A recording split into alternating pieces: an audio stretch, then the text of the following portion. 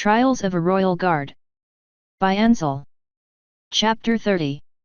Forgiveness. The palace's plush red carpet felt odd under my bare hooves. Not that it had changed since I'd been gone, but most of my time spent here was in hoof guards. That and I'd never really thought of the palace as much more than where I worked. Now I was an outsider. Neither a house nor royal guard. I was just Mr. Knight, medically discharged former officer. MDFO. Although I guess that tale hadn't gotten around yet since the fluttering yellow Pegasus guard in front of me had thought I was still a major. She seemed ill-suited for guard duty, as she was far more svelte than what would be expected of most recruits. Then again, it made some sense. Most of the best soldiers had gone to Nordenver long ago. As we made our way through the palace, most of the guards stiffened to attention even though I wasn't in uniform, or an officer. What was peculiar was that I recognized so few and yet they knew me. Images take a while to die, I suppose. Eventually, we reached Princess Celestia's wing and made our way to her office door. The mayor stopped and asked, "Could you just wait here a second? I need to get the captain before you go in." "No problem." The Pegasus disappeared inside and a moment later, the door swung open and Sunny Day bounded out. "Silent night." The Pegasus mare squeaked and fluttered out in the opposite direction. Sunny charged towards to me but slid to a stop before we collided. Her eyes narrowed briefly and she warned, "Don't move." Her horn lit up and tiny little bursts of energy shot out and exploded over my head. It took a lot of resolve and trust not to duck. This was Sunny, though, so I felt completely safe from malicious acts and moderately safe from accidental ones. Once she had completed her firework display, she happily crossed the small bit of carpet between us, stood on her hind legs, and threw her forehooves open wide. As I went to hug her, she bumped her belly into my face and started swatting over my head. "Have you gone mad? What are you doing?" "Tidying up." "Just give me a second, okay?" It was a tough request to comply with while her tummy bumped and smushed my face. Eventually, she dropped down and hugged me properly. "I'm upset with you. You've been home for a while and you haven't come to see me. Azurite has seen you more than I have. Azurite spends a lot of time in the places I do. You haven't come to see me, either, you know." Sunny huffed and ran her hooves through my mane, messing it up as much as she could. "I'm the leader of a house guard and kind of busy with a bunch of green ponies running all over this palace. You're right, though. We'll just agree that we're both in the wrong and start hanging out more." She sighed and left my mane alone, satisfied with her work. "The mare you picked to replace you is a buzzkill. She doesn't drink, she doesn't go out, she doesn't bend the rules. I miss you." "I miss you, too," I replied, doing my best to make my mane presentable for the princess. "So, what is this all about?" "She missed you, too." "Oh yeah? The last time I was here she was quite upset with me." Sunny poked my chest with a hoof. "We were quite upset with you. Still, you know better than most that she is the most forgiving pony in the world. She missed you and she wants to see you. Come on." The golden mare grabbed my hoof and tugged me through the wide-open door. It had been open the whole time so I had little doubt that any pony inside had heard our entire exchange. Especially considering how loud Sunny talked. "Princess Celestia, I'd like to present to you, Major Knight." The princess was sitting behind her desk. It was covered in scrolls, letters, and documents. The bookshelf behind her was filled and overflowing. Many of the spines listed topics about war, griffins, and diplomacy. She'd been studying, or still was. "Silent Night, I saw you in the crowd." "Thank you so much for coming," she said with a smile. I trotted to the front of her desk and bowed. I couldn't refuse such a generous offer. The alicorn waved a hoof at me. "I see you still have a bit of charm. Though, forgive me for saying so, but you look worn." "Did I?" "Probably so. I was accustomed to looking at myself in the mirror." She hadn't seen me in 2 years. I guess the slow, subtle changes would be in stark contrast to her memory. Princess Celestia, of course, looked almost exactly the same as the day she'd sat there disapprovingly. A beautiful, ageless, pristine mare. The only difference was that she was letting her mane show more pink. It was a difficult few years, Princess. I'm afraid they took their toll. Though I'm pleased to see that you look as beautiful as ever. More flattery, she said, setting her elbows on her desk. Well, thank you for coming. This meeting was long overdue. Too long, actually, and that is my fault. Certainly you understand, though. Silent Night, I owe you an apology. My ears stood up tall. Pardon. The last time you were here, I was very upset. Upset at you, upset at Luna, and upset at what we were facing. I took a lot of it out on you and I shouldn't have. You just did what you thought you had to do. It was misguided, it wasn't the correct method, but I should not have acted so hastily in anger. I said many things that I should have not.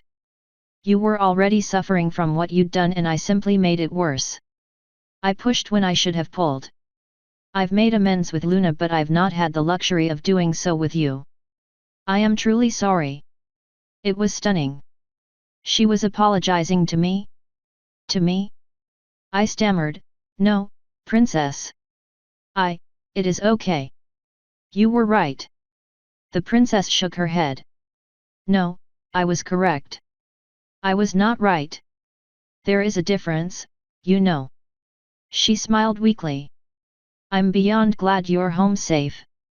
In truth, I've harbored guilt that perhaps you went because of what happened here. Forgive me. For some reason, that sentiment hit me hard. My forehoof trembled. Princess, no. Thank you, but no. There is nothing to forgive. It was my duty. To other ponies, to you, to the kingdom. If all had gone well, I'd have still gone.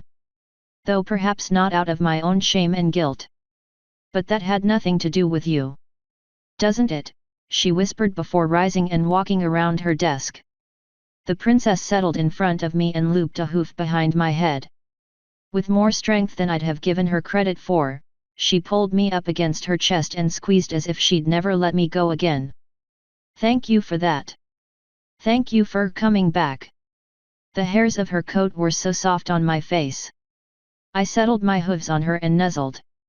She'd held me a few times in my career and it was always comforting. Comforting and overwhelming. Today, it was so overwhelming. It took a few moments to recognize that the warmth on my cheeks was my own tears. We lingered there until I felt some pony bump into my back and another set of hooves wrap around me. It was sunny. I'd been so taken aback by the apology I'd forgotten she was in the room. She was sniffling a bit as she laid her head against my back. You're not allowed to leave again. Agreed, you belong here, the princess said. Don't worry, there is no chance of me leaving Canterlot. Especially now, I replied, doing my best to hide the fact I was crying from creeping into my voice. What does that mean? Sunny asked as she nuzzled into the back of my neck. I resigned a few days ago. I had a disagreement with the medical board and their treatment of veterans, so I resigned. What? Sunny exclaimed as she let me go. You can't just resign. Princess Celestia softly stroked my ears. I disagree, Sunny. He can if he wants. He's done enough. Sunny grabbed my tail and started to tug me away from the princess. No, ma'am. No, he can't. Silent Night is a royal guard. Not a vagrant, unemployed, pet stallion. The princess's hooves found my forehooves as Sunny tried to drag me away. She held on strongly and pulled me back her way. He is a pony that has been through a lot and has earned his peace. He is not a vagrant, Sunny. Let him go.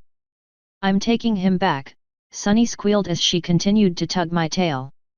My hind legs just sort of dragged with my rump while I stretched out further, my forehooves in Princess Celestia's. I will not. I'm going to hold him for a while and then send him home to his wife. You will not take him anywhere. She pulled me a bit closer, overpowering Sunny, and then lit her horn. A bubble encircled the golden mare and my rump, lifting both off the carpet. Not fair. No magic. I am the princess. Ladies. Do I perhaps get a say in what is happening? Sunny tugged my tail. No. You don't know what is best for you. I do. You're a royal guard. Princess Celestia levitated the bubble closer so she could get a hoof around my back even though my rump was higher than my head. She held me protectively. You do not. I do. He needs rest and reintegration, and if he disagrees with the medical board, we should investigate it. Well, obviously. That isn't in question here. Once that is done, though, we need to get Silent Night back to where he wants to be, in the guard. He obviously doesn't want to be in the guard. Princess Celestia replied, tugging me tightly against her chest. Right, Silent Night. Right, I replied. Not with conviction, however, because I'd wanted to be in the guard forever. At the same time, you don't disagree with a princess that has your flank in the air. Liar. Don't just agree with her because she's a big, scary alicorn. I thought you had more of a spine than that, Silent. The spine in question was currently bent in an uncomfortable way. It was so strange to see that here in the palace, everything was just like I remembered it. Sunny Day was always a ray of sunshine and her professionalism with Princess Celestia was still lacking. Princess Luna and I had had more of a mother and son dynamic. These two worked better on an older sister, younger sister level. Some of the things that came out of Sunny's mouth would normally get an officer fired. Like today. I'd have fired her. Princess Celestia preferred this, though. Despite the familiarity, there was a slight change to the normalcy. Princess Celestia had been suffering from guilt just like me and was now being as aggressively protective as Princess Luna. It was so odd to see things mostly how they used to be. Odd but wonderful. Perhaps not everything changed so dramatically. Sunny tugged on my tail in the bubble. Hello, Silent Night? I'm challenging your spine here. Get all indignant, tell me you have a spine, and let's go sort this out. I'll find you some armor. I'm not fit for duty, Sunny, my mouth said before I could really think it over. The tugging on my tail stopped. Hey! Just because I disagreed with the way the medical board treated me doesn't mean they weren't accurate in their assessment. I've got issues. I wouldn't put me in command of anything yet. I'm sorry, Sunny, but we can't just go and put me in a uniform. My rump suddenly flopped to the floor as the bubble disappeared. Sunny squealed in surprise as she was unceremoniously dumped as well. She set a hoof on my back. Then we'll get you help and then the uniform. Princess Celestia sighed. Sunny, I'm not sure that is what he wants. What do you want, Silent Night? What did I want? Just to be normal again. To pretend like the last 2 years hadn't happened. That wasn't what she meant, though. I'm not sure, Princess. Being a royal guard is the only thing I knew how to do, but I was really upset by the treatment. I couldn't stand for it. Well, perhaps you should take some time to think about it. Sunny may wish to act quickly and passionately, but that is not your style. I'm certain you'll discover your true goal. Sunny just snorted and folded her forehooves. Don't be all smug about it. He'll be a guard again. I bet you a month's salary. Princess Celestia shook her head. No, what use would I have with your bits? If you're going to bet, bet like the brave mare you are. How about a month's worth of actual obedience to your princess? Sunny gasped. You wouldn't. How dare you? I wait, this street goes 2 ways, princess. If he does go back and I win, what do I get? Princess Celestia softly stroked through my mane as she pondered the question. I just settled where I was. Only a foolish stallion turns down being pet by an alicorn. If you win, I will personally take you, Azurite, and Soren to the beach for 2 weeks. A complete vacation, but I'll be nearby so you don't have to fuss and worry the whole time. No deal. I can do that on leave and I don't worry and fuss that much. Here's the deal, you take us, you wear an ugly bikini the whole time, and you let Azurite ride around on your back. My eyes flicked up to see Princess Celestia glare. Sunny was glaring, too. Defiantly. The look between them was terrifying. Very well, but when I win, I expect complete obedience. You'll act like Silent Night for a whole month. Minus the overzealous execution of threats, of course. No offense intended, Silent Night. I wasn't sure if I should be offended or not, but she had said no offense intended. Deal. Sunny thrust her hoof to the alicorn. Princess Celestia bumped it. The pact is sealed. Now, we'll leave the outcome up to Silent Night. For now, however, why don't the 3 of us go enjoy some lunch? Would you like that, Silent Night? Yes, Princess. Unemployed stallions should never refuse lunch with princesses. Good, I'll have Raven set it up. Come along. As the princess and Sunny wandered out of the office, lightly bickering about their bet, I couldn't help but smile. They were the same. Mostly. Life was the same here. Before we sat for lunch, I should really clean my face up though. Tears are not becoming of MDFOs. My whole vision was filled by cute-looking metal figures.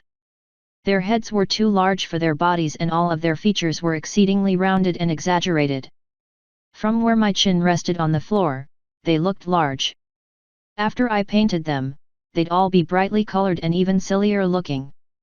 Without a doubt, I was going to paint the one with the lute like Dr. Kitty. She'd make a fine bard. The wizard would be Crystal.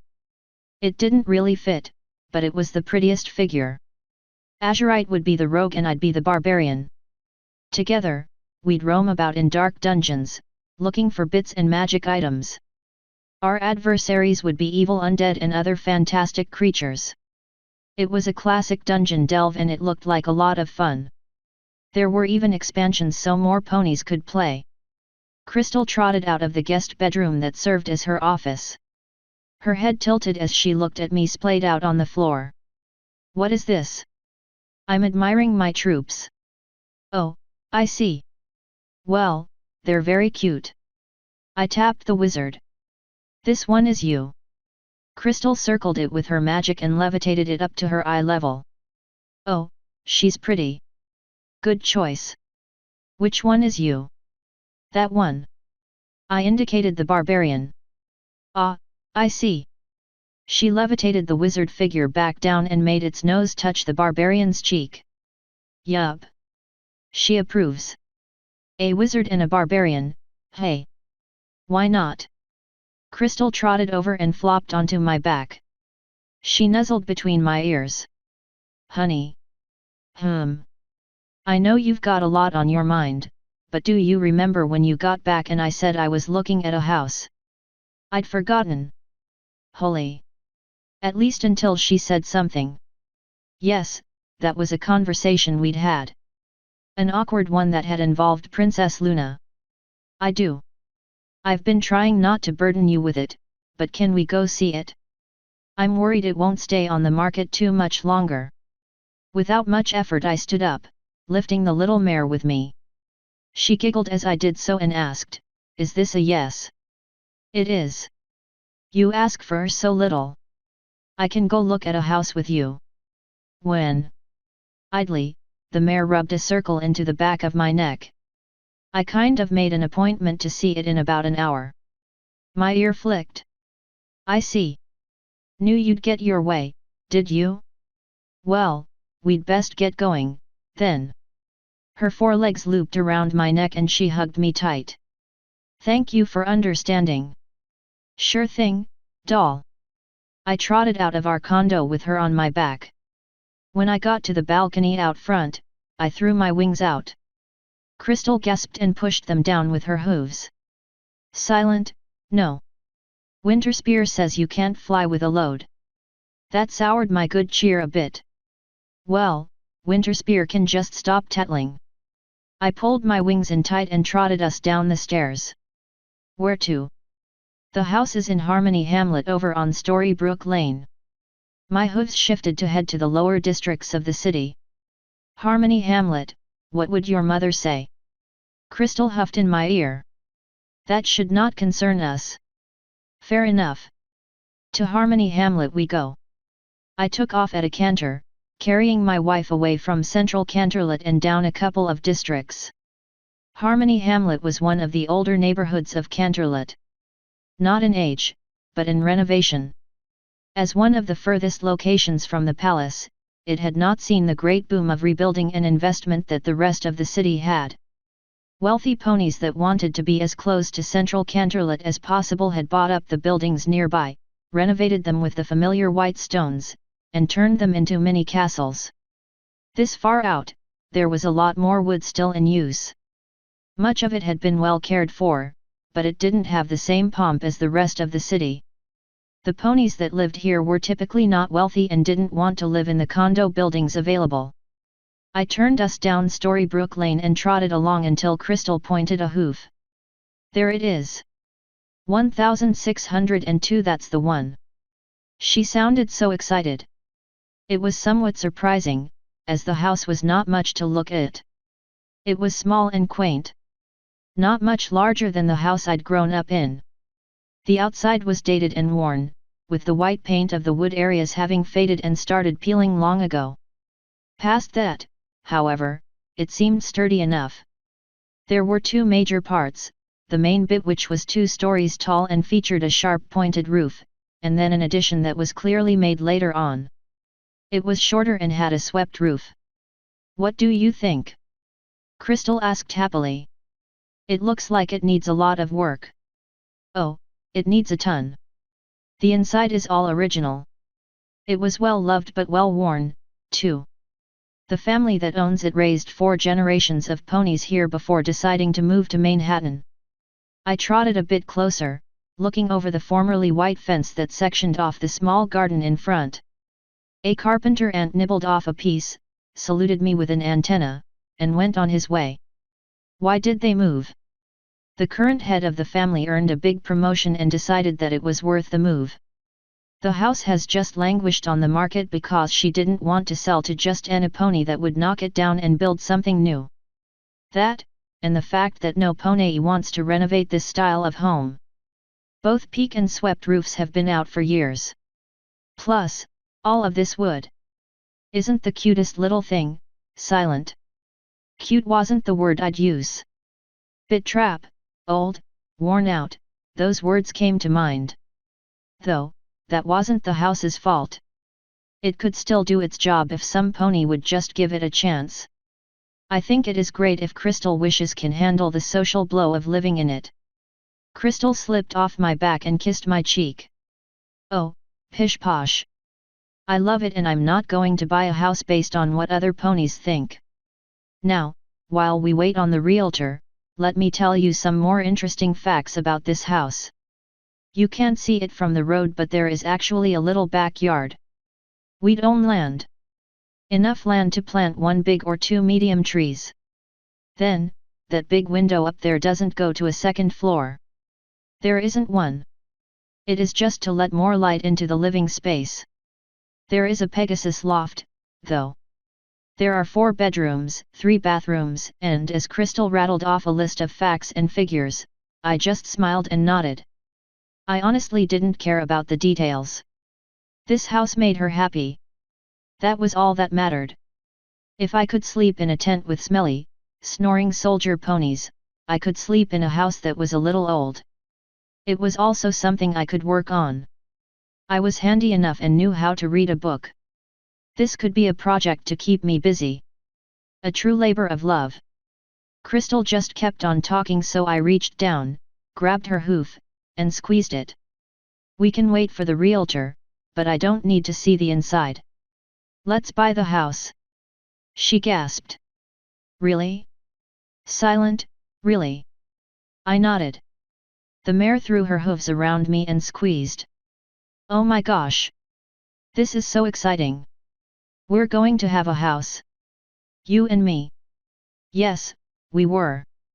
A beautiful little house for a beautiful little mare and her stallion. Together, we could turn it into our dream home.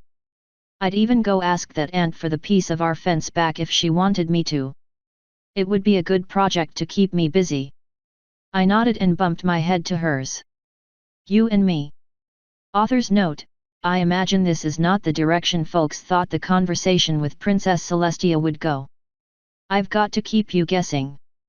Not everyone is going to hear immediately about a single officer's resignation. They don't sign that paperwork, nor do they have ponies just waiting to see if any pony happens to resign. If you are enjoying this story, please consider taking a look at Crystal and Maya's website quillandblade.com for extra content such as mini stories, an Ask Us form to submit questions, responses to said questions, and special rewards for the awesome folks who support our Patreon. End author's note.